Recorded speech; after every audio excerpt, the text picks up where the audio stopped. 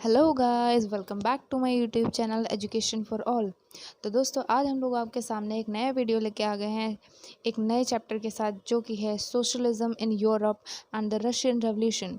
ये class 9th का history का चैप्टर नंबर 2 है। दोस्तों, इसके पहले हम लोगों ने फ्रेंच रेवोल्यूशन पढ़ा था, जो कि फर्स्ट चैप्टर था। और अगर आप लोगों ने उस वीडियो को नहीं देखा तो डिस्क्रिप्शन में उसका लिंक है, आप लोग जाके उसको ज़रूर पढ़िएगा।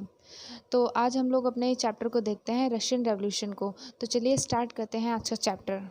तो दोस्तों, आप लोगों ने यूट्यूब पे काफ़ी बड़े बड़े वीडियोस देखे होंगे रशियन रेवोल्यूशन के, लेकिन आज मैं इसको शॉर्ट टाइम पीरियड में बहुत ही आसानी से आपको समझाने की कोशिश करूँगी। सिर्फ आप लोगों को सुनना है और देखना। तो दोस्तों, फ्रेंच रेवोल्यूशन के बाद पूरे रशिया में बहुत सारे चेंजेस देखने को मिले। यूरोप ही नहीं, आसपास के और भी नेशन अपने आप को बदलने लगे। यहाँ पर कुछ लोगों की शुरुआत होती है, जैसे कि कंजर्वेटिव्स थे, वाइल अदर्स आर लिबरल और रेडिकल्स। उनके बारे में हम पढ़ने वाले हैं आज दोस्तों। तो आज हम लोग देखते हैं कि कंजर्वेटिव्स कौन थे। Who are the conservatives? ये वो लोग थे जो ज़्यादा चेंजेस नहीं चाहते थे। ये चेंजेस को पसंद नहीं करते, चेंजेस वगैरह ज़्यादा ना आए, रेवोल्यूशन के बाद ज़्यादा बदलाव ना आए। ये चाहते थे चेंजेस हों तो स्लोली हों और थोड़ा धीरे हों। फिर आते हैं लिबरल्स चाहते थे एक ऐसा नेशन बने जहाँ पर हर एक रिलीजन का पर्सन रह सके, उसको कोई प्रॉब्लम ना फेस करनी पड़े। दूसरा, ये चाहते थे कि ज़्यादातर जो रूल्स और रेगुलेशन है, ये एक इलेक्टेड पार्लियामेंट्री गवर्नमेंट हो, वो इन सारे रूल्स और रेगुलेशन को गवर्न करे। और फिर बाद में कोई रूल्स फॉलो अगर ना करे तो एक जुडिशरी हो जो उसकी देख रेख करे। एक चीज़ के अगेंस्ट थे, ये बिल्कुल भी नहीं चाहते थे कि सभी लोगों के पास वोटिंग राइट्स हों। अब बात करते हैं रेडिकल्स की। रेडिकल्स वो लोग थे जो ये चाहते थे कि कंट्री की जो मेजॉरिटी चीज़ें हैं वो किसी अमीर आदमी के हाथ में ना जाएं। तो दोस्तों, ये था लिबरल्स, रेडिकल्स और कंजर्वेटिव्स के बारे में। अब बात करते हैं next topic, industrial society and the social changes. ये एक ऐसा समय था जब पैसे की बहुत तंगी थी। इस वजह से जितने भी मेन थे, विमेन थी और जितने भी चिल्ड्रन थे, उनको फोर्स किया जाता था टू वर्क इन फैक्ट्रीज़। और ये लोग काम बहुत ज़्यादा किया करते थे, जिसके बदले में इन्हें तनख्वाह बहुत कम मिलती थी। इस चीज़ को जब लिबरल्स और रेडिकल्स ने देखा तो उन्हें लगा कि वर्कर्स का जो भी एफ़र्ट है उसे इनकरेज करना चाहिए। तो दोस्तों, जब लिबरल और रेडिकल ने देखा तो उन्हें लगा कि वर्कर्स का जो भी एफ़र्ट है उसे इनकरेज करना चाहिए। मतलब ये लोग इतना ज़्यादा काम करते हैं, उन्हें सैलरी भी अच्छी मिलनी चाहिए। जब वर्कर्स तक ये बात पहुंची तो लोग लिबरल्स और रेडिकल्स को सपोर्ट करने लगे। और देखते लिबरल्स और रेडिकल्स के काफ़ी ज़्यादा सपोर्टर्स हो गए। जब इतनी सारी कंट्रीज़ में चेंजेस आ ही रहे थे तो यूरोप कहाँ पीछे रहने वाला था। Coming of socialism to Europe, ये हमारा नेक्स्ट टॉपिक है। तो चलिए स्टार्ट करते हैं। अब ये सोशलिज्म क्या है? Socialist were those who are against to private property. इनका मानना ये था कि जो प्राइवेट प्रॉपर्टी का मालिक होता है वो सिर्फ मुनाफे की सोचता है, जबकि इसमें वर्कर्स भी होते हैं, इतनी मेहनत कर रहे होते हैं, उनके बारे में बिल्कुल भी नहीं सोचा जाता है। सोशलिस्ट ये चाहते थे कि उनकी प्राइवेट प्रॉपर्टी किसी के पास भी ना जाए और उनका जो भी फ्यूचर को लेके विज़न था वो काफ़ी अलग था। ये लोग बिलीव करते थे कि इन कॉर्पोरेटिव मालिक की एक ग्रुप ऑफ पीपल जो कि इस एक कंपनी को रन करें या एक फैक्ट्री को रन करें। तो दोस्तों, आप लोग ये अपने इसमें देख सकते हैं, Karl Marx and Friedrich Engel भी यही चाहते थे कि जो इंडस्ट्रियल सोसाइटी है वो कैपिटलिस्ट है और इसको ख़त्म कर दिया जाए। कैपिटलिस्ट का मतलब होता है कि सिर्फ पैसा कमाने की सोचते थे और अपने लोगों के बारे में, जो कि वर्कर्स हैं, उनके बारे में कुछ भी नहीं सोचा जाता था। ये सिर्फ पैसा कमाने की सोचते थे। तो दोस्तों, नेक्स्ट है सपोर्ट ऑफ सोशलिज्म। तो दोस्तों, by the 1870s socialist ideas spread through the Europe. 1870s तक सोशलिस्ट आइडिया पूरे यूरोप में फैल गए थे। जितने भी वर्कर्स थे यूरोप में, इंग्लैंड, जर्मनी के अंदर, उन्होंने एसोसिएशन बनाने शुरू किए और लड़ने लगे for better living and working condition. अब ये जो एसोसिएशन थी काफ़ी ज़्यादा बेनिफिशियल हुई लोगों के लिए, लेकिन गवर्नमेंट कहीं भी नहीं बना पाए। तो दोस्तों, सोशलिस्ट लोग अब एक जगह थे जहाँ गवर्नमेंट बनाई थी वो थी रशिया। तो दोस्तों शुरू करते हैं अपना नेक्स्ट टॉपिक जो कि है रशियन रेवोल्यूशन। दोस्तों रशियन रेवोल्यूशन के बारे में जानने से पहले हम रशिया के बारे में जानते हैं। रशिया जो था उसे रूल कर रहे थे 1914 में ज़ार निकोलस सेकेंड, और ये पूरा रशिया एम्पायर रूल करते थे। रशियन एम्पायर था काफ़ी बड़ा।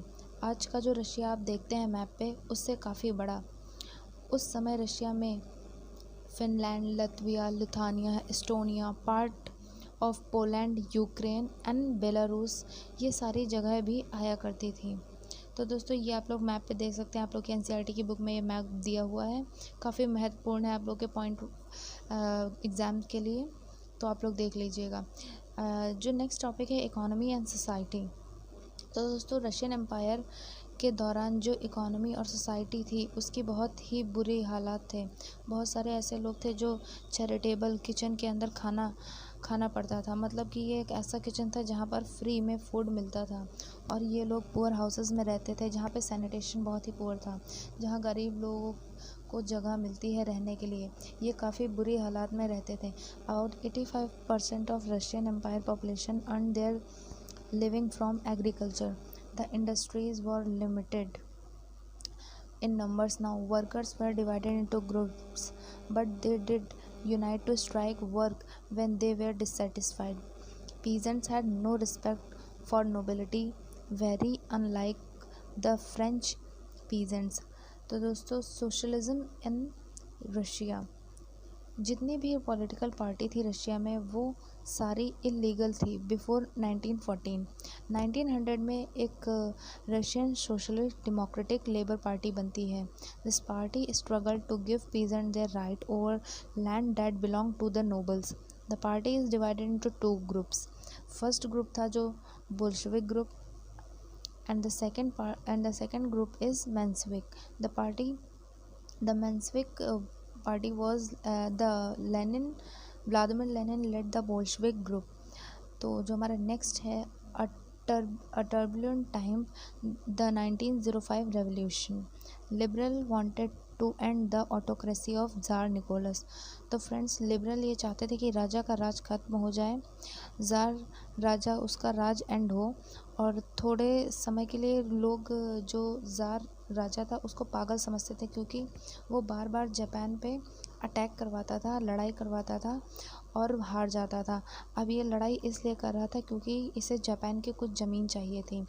ये राजा अपनी मन मर्जी कर रहा था, इसलिए लिबरल्स ने इसे हटाना ठीक समझा, and they demand a constitution during the revolution of 1905। Bloody Sunday. In 1904, prices of essential goods rises quickly, that real wages declined by 20%. 4 members of Putilov Iron Work were dismissed. There was a call for industrial action. लगभग 11,000 से भी ज़्यादा worker ने Saint Petersburg में strike करते हुए उन्होंने ये डिमांड की कि जो हमारे वर्किंग आवर्स हैं उससे कम किया जाए और साथ में उनकी सैलरी इंक्रीज़ की जाए। अनफॉर्चुनेटली पुलिस इन सब लोगों के ऊपर अटैक कर देती है। इस अटैक में 100 लोग मारे जाते हैं। इस अटैक की वजह से कई सारी जगहों पर स्ट्राइक होने लगती है, and they demand for a constituent assembly. तो जो ज़ार है वो काफ़ी तेज़ है। वो कहता है कि ठीक है एक ड्यूमा बना लो जिसमें कुछ इलेक्टेड पर्सन हैं, वो मिलके एक डिसीजन लेंगे कॉन्स्टिट्यूएंट असेंबली बनाने के लिए। He dismisses the first Duma within 75 days and announces the election of second Duma. Tsar constituted the third Duma with conservatives politicians. तो जो थर्ड ड्यूमा में कंजर्वेटिव्स को उसने इसलिए लिए रखा था क्योंकि वो जानता था कि कंजर्वेटिव्स ज़्यादा चेंजेस पसंद नहीं करते हैं और वे लोग बस राजा की हाँ में हाँ मिलाते हैं। The first world war and the Russian empire. तो दोस्तों Russian anti German sentiment ran high. Russian army जो थी वो काफ़ी बुरी तरह से जर्मनी और ऑस्ट्रिया से हार गई थी। फर्स्ट वर्ल्ड वॉर था, उसकी वजह से इंडस्ट्री में काफ़ी इफ़ेक्ट हुआ, लेबर की शॉर्टेज भी हो गई। 1916 तक रेलवे लाइंस जो थी वो टूटने लगी थी। The small workshops were close down. There was shortage of grains and breads.